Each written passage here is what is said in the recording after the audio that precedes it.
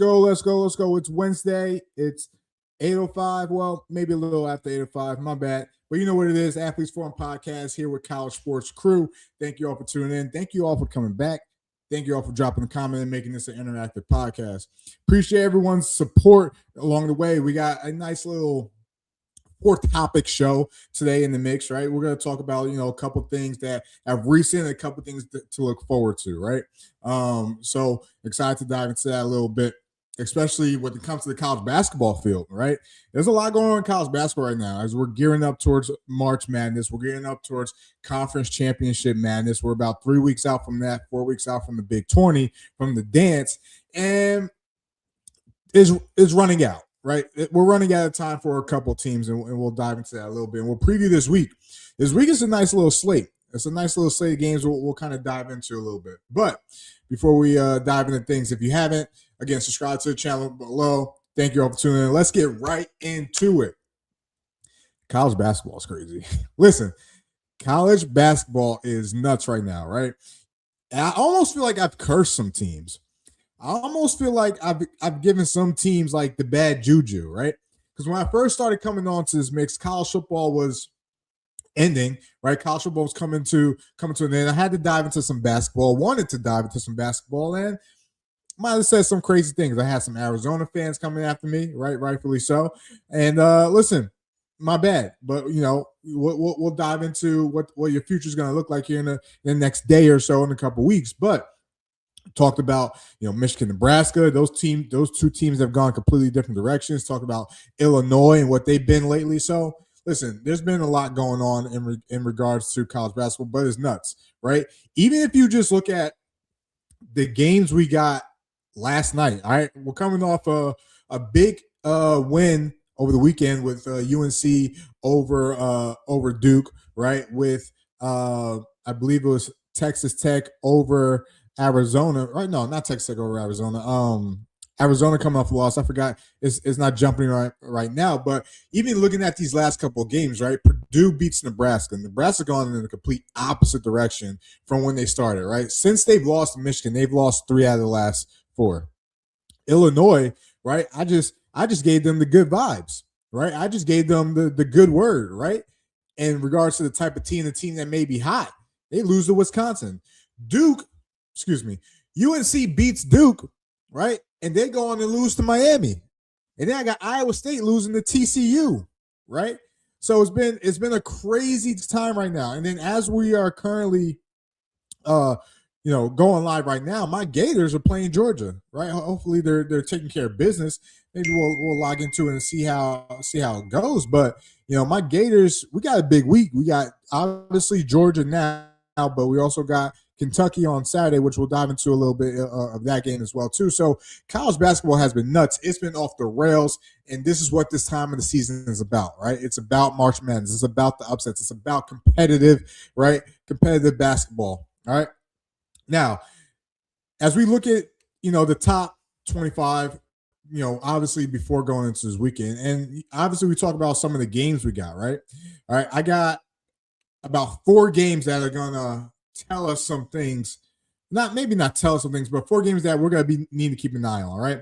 First one, it's Clemson Duke, right? Clemson, winners of the last 4 out of 5 games, right? Now has to go to Duke and play an angry team, right? A team obviously coming off a big loss versus their rivals, a team that just took care of Pitt last night, right? But Cam Boozer is probably going to be, the player of the year, probably going to be the freshman of the year. He's averaging a double-double with 20 and 10 with 4 assists, leading Duke in all the major statistics, and really just a dog. Probably going to be the number 1 pick in the draft, but really just a dog. Can Clemson keep it close versus Duke on Saturday? Because that's going to be the biggest question. Can they score enough points? Because Duke is an animal right now, right? And they're a team that's going to be reckoned with. I'm going to rock with Duke in this game, right? I think, they start getting back on the horse and start tuning some things up, right? Another game we're going to dive into, Kentucky versus Florida. My Gators, right? My Gators versus Kentucky. Listen, Kentucky coming off a nice win versus Arkansas a couple weeks ago, right? And as of right now, currently constituted, they are beating, right? They are they are beating Georgia, right? Sorry, Chris, right? So you think about heading into this game versus Kentucky and what it's going to mean, right? What is it going to mean for Florida? This is a game that they have to get. This is a game that they really, a team that doesn't shoot good from the arc. This is a team that has done a better job of crashing the boards, and Kentucky is a team that's going to be a tricky out for a tough, gritty game in order to beat Kentucky, right? Do I think they can do it?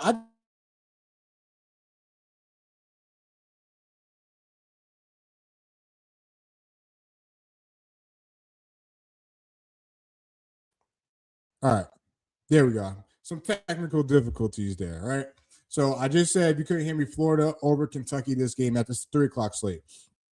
Let's go back a slate, right? Let's go to Iowa State or Kansas versus Iowa State. Kansas coming off a big win versus Arizona. That should beat Arizona. Kansas coming off a big win versus Arizona, right? They're going to Iowa State, right? Iowa State coming off a disappointing loss versus TCU. Who rises to the occasion? Who rides the wave better or overcomes or puts that last game behind them better in this game? Because that's what this game is going to come down to, right? Who can leave the past in the past and really focus forward? I like what's his name? Tammy Tipsman. That I might be botching his name, but the guard for Iowa State. Let me get it here because he deserves better than that. He deserves better than that, right?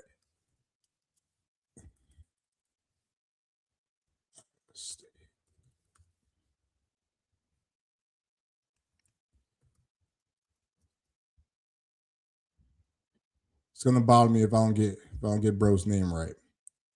Right.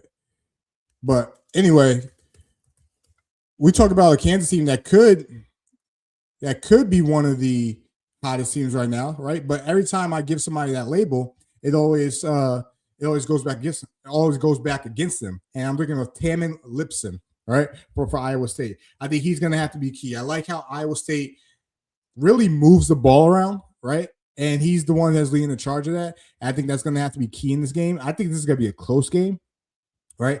I'm going to get the edge to Iowa State and the home team in this game, because of it, right? But this is going to be a close game regardless. The Big 12 is nasty, right? The Big 12 is nasty when it comes to basketball. I'm excited to see how that one plays out as well, too.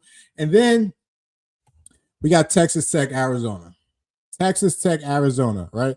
We got a team in Arizona led by a young group of freshmen that have been balling this year, right? There's no doubt about it. You got Jaden Bradley, you got Braden Burries, like leading the charge for Arizona, and then for Texas Tech, they're led by their forward, who is it? JT,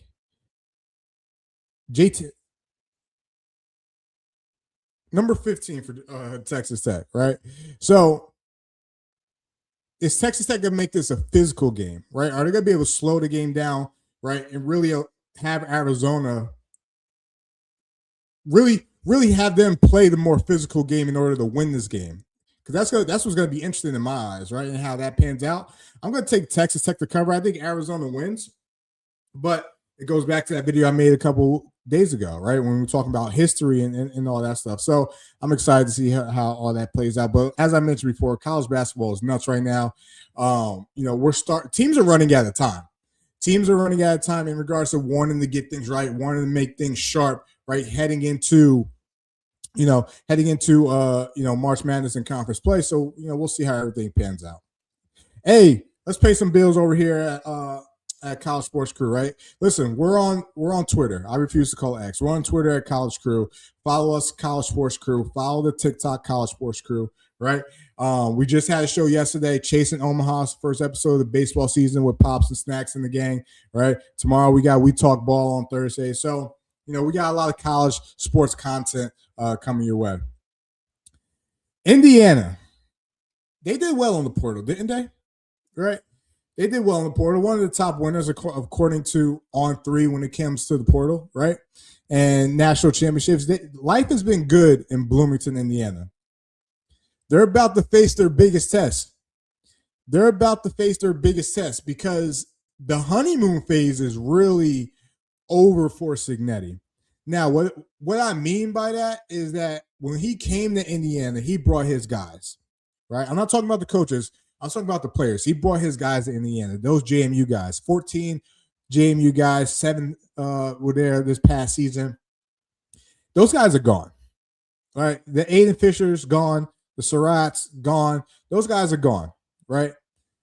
This is Cignetti. This is going to be Cignetti's biggest test because now he's having to build this team, create this mold of clay led by a couple guys in the transfer portal to play his style, to play the new Indiana Hoosier style ball, right? And they did well in the portal, right? You think about, even though this is going to be a brand new team, you think about Josh Hoover, one of the best quarterbacks who I'm high on running the RPO. He's going to fit well into that Indiana scheme, right? You think about Nick Marsh, wide receiver from Michigan State, right? Didn't really get going for Sparty, right? He's going to have an opportunity, just like Surratt did in this heavy RPO system, right? In this heavy fade down the field, back shoulder scheme, right? He's a big body too. I like him a lot. This is a guy that can make some money heading into next year's draft. Nick Marsh, I like him, right? Preston Zachman, right? Safety for Wisconsin. Very underrated safety for Wisconsin, right? He's going to be able to come and bring a leadership role into that Indiana secondary, right? And kind of lead the charge there. AJ Harris, corner from Penn State, right? Dog, right? One of the top corners that are in the portal. He's gonna add to that defense as well too. Joshua Burnham, right? Defensive lineman from Notre Dame, right? So Cignetti and his team did a good job at going to get guys that they think could fit their system, fit their model, right? It doesn't always have to be about, the 5-star to 4-stars. It's really mostly about fit, right? And why I say this is going to be Cignetti's biggest test is because none of these guys know the culture, the foundation, what he's about, right? He's literally taking a brand new team, and it's easy to say in the transfer portal, but he's literally taking a brand new team of guys that he has not worked with before and trying to form what this 2026 Indiana Hoosiers team is going to be. So that's why I think this year is going to be Indiana's biggest test. And I'm going to bring up their schedule here right now, but they got some teams on the schedule that they're going to have to find a way to go to get through, right? Obviously, you think about, the Big Ten in general. First, you got North Texas, you got Howard, Western Kentucky. All right, past that. All right. Northwestern, Chip Kelly. Northwestern finishes season better. Chip Kelly, now the offensive coordinator, right?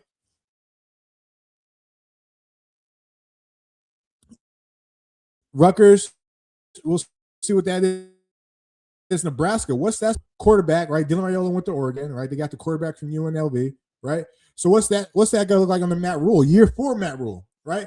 They go, actually, Ohio State comes to Bloomington, right? This will probably be Josh Hoover's biggest game. The next week, they go to Michigan. That's going to be a better team, right? Led by a lot of freshmen last year, right? Under new head coach. Why is the Utah coach blanking on me right now, right? Name's blanking on me, but you know who I'm talking about, right? Another year under the young guy's belt with experience, right? And then they go to Minnesota. Minnesota's always, I don't care what anyone says, Minnesota's always going to play you guys tough. Yeah, I can see that being a low-scoring game. Go right back to USC comes to you, right? You got the advantage because USC has to travel East Coast. But then you go to Washington, all right? And then you finish with Purdue. So when I look at their schedule, yeah, they're gonna have their difficulties in really bonding and coming together, but also their travel is going to be interesting as well too, right? So this is why I think Indiana and Coach Cignetti, 2026 is going to be his true test, his real test, all right? His real test at how quick guys buy in, right? How quick guys buy in and how quick can they become a team, right? Hey, Pac-12's back. Pac-12 at night is back, right? But it's not the same Pac-12, right? The Pac-12 is coming back in 2026. Obviously, when you look at the teams that are going to be in the Pac-12, you think about the Oregon State, you think about the Stanfords, right? You think about Boise State being in the mix, right? Now coming into play. And a bunch of new cats. Colorado State with Coach Jim Mora, Fresno State, right? San Diego State, Texas Tech, Utah. It's going to get weird, but where does this Pac-12 team now align, right? Are they going to get the privilege? Are they going to get I guess some type of what's the word I'm looking for? Are they going to get some type of credit, right, from what they used to be? But obviously this is a new team now, right? New conference now, Pac-12 in 2026. What's that going to look like? Especially when it comes to football, right? All right. How much better is this conference than the G5? Right? We saw what the G5 did. We saw what happened when they got 2 G5 teams in there, right? So it's going to be interesting how the Pac-12 is looked upon going into the next season, right? But the Pac-12 is back, which is cool to see. I'm going to be honest, like, I don't mind the 4 schools, Washington, Oregon, UCLA, USC. I don't mind them going to the Big Ten, but there's a part of me that I wish we still had, the Pac-12, the original Pac-12 back, right? Because you think about, the Oregons, the USCs, the Utahs, the Colorados, the Arizona States, Washington States, Oregons, Stanfords, Cal. Like, there was just something about West Coast ball that gave college football a different aura, right? Gave them a different style of play, right? Style of play. So it'll be interesting to see what the new Pac-12 looks like going forward. Now, there's going to be a new powerhouse joining the FBS, right? And this team should not be taken lightly. And I am talking about the North Dakota State Bison, right? This is a team that since 2011 has won 10 national championships. This is a team that during that time went on a 5-peat and won 3-peat. This is a team that has given us Carson Wentz, Trey Lance, Easton Stick, right? Super Bowl champ Greg Zabel for the Seattle Seahawks, Jabril Cox, right? The North Dakota State Bison are entering the Mountain West starting next year, right? They've given some teams some troubles, right? They've beaten Kansas State, right? They almost beat Colorado 2 years ago, right? They've gone the wire with some of the top teams, right? Now they're in the Mountain West, right? It's going to be interesting to see how different of a team or how much respect they're going to get from other G5 programs, right? Because you think about JMU making that step and obviously making the playoffs last year, right? And you think about some other schools that have jumped from the FCS to the FBS. Delaware this past year was a bowl team, right? Appalachian State a couple years ago with their storied history of winning at the FCS level. Back when Armani Edwards and Dexter Jackson were on the team, right? You think about some other schools that came into the mix. Texas State comes into the mix. They become a bowl team. Missouri State comes into the mix. They become a bowl team. UMass still got to work some things out, right? But there's been a lot of teams that come from that FCS level and have had success right away, but no team like North Dakota State because none of those teams were where North Dakota State is in regards to the health of their program and joining the FBS. Again, since 2011, 10 national titles, 1 5-peat, 1 3-peat. This is a team that has essentially dominated the FBS level, right? And now they're coming to the Mountain West, right? I'm going to be interested to see how this pans out. Listen, it's hard to play in that dome. Coming from experience, seeing it firsthand, that dome is a monster. Those people in Fargo, North Dakota, love them some football, right? They got some farm boys on there that will get to work, right? So they're going to fit right in. I'm excited to see how this pans out. I'll be excited to see if they make the playoffs the first year, right? We're going to have to keep that. We have to monitor and keep that along the way, right? But again, Athletes Forum Podcast here with College Sports Crew. Thank you all for tuning in. If you haven't already, subscribe to the channel. We're on X, College Crew. We're on YouTube, College Sports Crew. And not to mention, we're on TikTok, College Sports Crew. All right, tomorrow, we got We Talk Ball. right? We talk ball tomorrow. We just started Chasing Omaha on Tuesdays, right? Athletes Forum Podcast will be here Wednesday. More importantly, drop a comment. Let me know what you guys think, right? And we'll chop it up in the comment section.